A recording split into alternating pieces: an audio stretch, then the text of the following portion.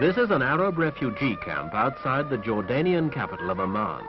It's just one of the many temporary towns of canvas and tin which have been home to more than 1.5 million Palestinians for the last 20 years. Their numbers now swollen by those who fled into Jordan, Syria and Lebanon after the June War of 1967. More than 2/3 of an entire people now live in camps like these. Conditions are crude and the people are utterly wasted. Refusing to integrate into the societies of their host countries, the Palestinians prefer instead to wait for the day they will return to their homeland. They've been waiting for 22 years. This week, Echo looks at the Palestine refugees, the forgotten people.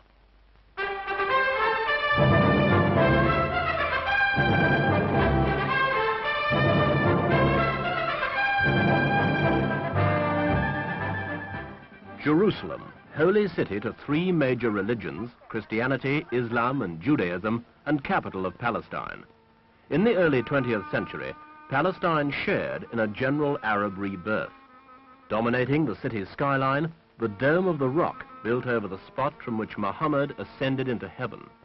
Palestinians found opportunities in the service of the Ottoman Empire, and Palestinian deputies sat in the Ottoman Parliament of 1908. By 1919, there were only 58,000 Jews in Palestine, and the majority of these were town-dwelling Orthodox Jews. Daily, they made the pilgrimage to their sacred Wailing Wall. Victorious British troops replaced the retreating Ottoman armies in December 1917, and with them came a British commitment to support the creation of a national Jewish home in Palestine. The British soon found themselves policing civil disorder and terrorism, for the Arabs saw a Jewish homeland as a threat to their national existence and began to fight back.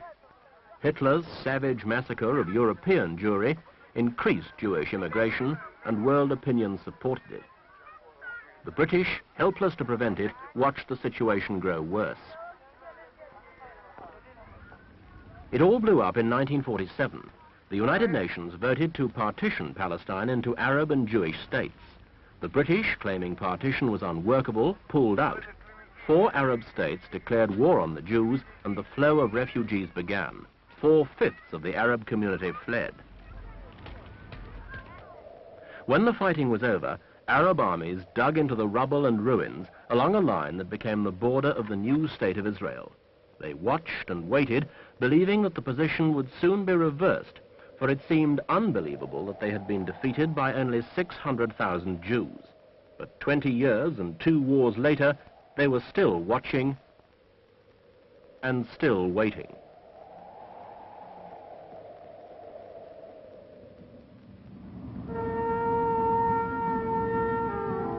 This is where the refugees fled, into a barren, waterless and hostile wasteland. Originally, there were about 700,000 of them. Now, no one knows precisely how many there are.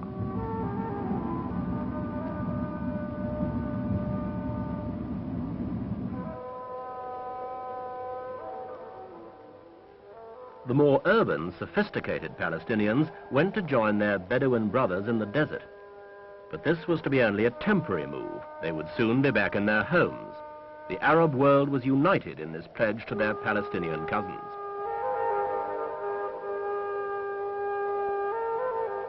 As the months extended into years, the Palestinians began to group together in camps such as this, either in Jordan, Syria, Lebanon or Gaza. Every day saw the arrival of fresh coachloads of refugees at these camps. Late in 1949, the United Nations General Assembly established a special agency to help settle the Palestinians. It was to be known as the United Nations Relief and Works Agency for Palestine Refugees. Employees of the agency gathered the scattered colonies from the desert and transferred them to special camps. Some brought with them enough to live on or to establish themselves in their host countries, but the majority were virtually destitute.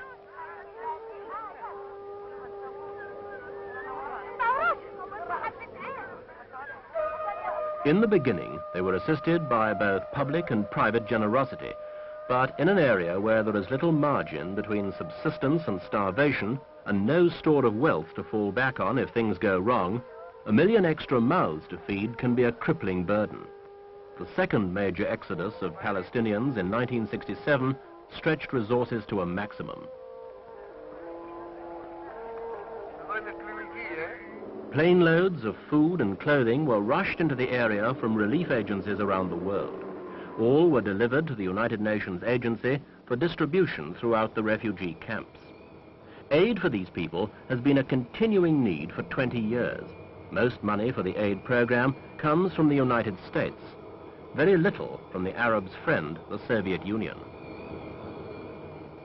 But such are the complexities of the Palestine refugee problem. Upwards of 55,000 new refugees are born into these camps every year. Each is instructed from birth that he will one day return to his homeland, a country he has never seen. The young, like the old, still believe this way of life is only temporary. This attitude is reflected in their entire life pattern. The food provided is at basic subsistence level. 22 pounds of flour, 1.3 pounds each of sugar and dried beans, 1.1 pounds of rice, and almost the same amount of edible oil per person per month. A daily calorie intake of around 1,500, just enough to stay alive.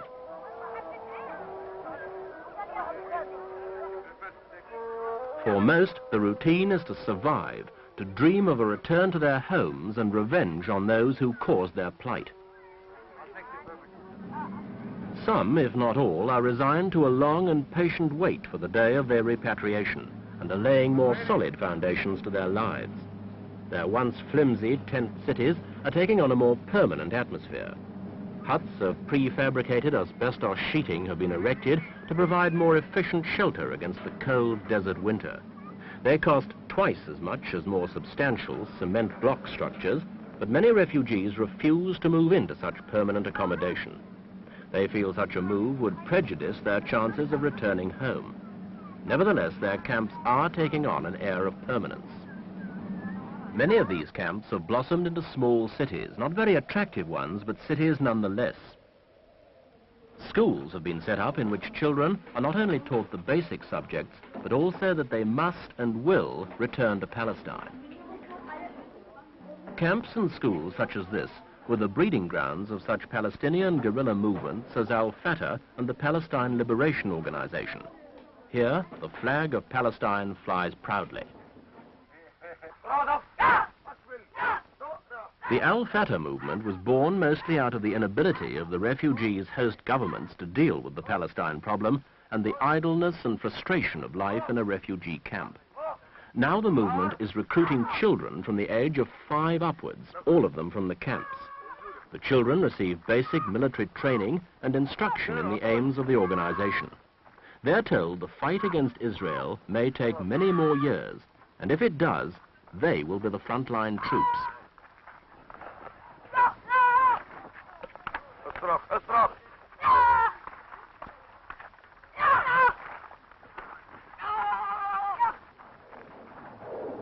For their fathers and elder brothers, the time is now. Al-Fatah attracts its followers from all quarters of refugee society. Included in the ranks of the organization are doctors, teachers, and other professional men, as well as farmers and peasants. The training is extensive and rigorous, but all are dedicated to the one ideal, a return to Palestine.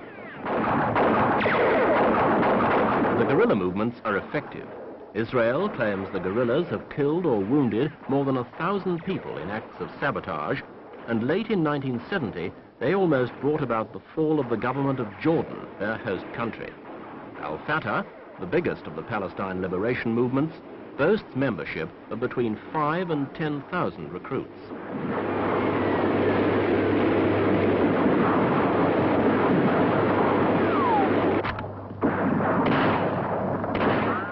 They're trained in the use of rifles, machine guns, bazookas, anti-tank weapons, and mortars. Much of their equipment is supplied by the Soviet bloc, the United Arab Republic, and the People's Republic of China. While the world continues to debate the future of these forgotten people, the guerrillas are preparing for their most important battle. All peaceful attempts to repatriate the Palestinians have been of limited success. For the refugees, all they can do is wait.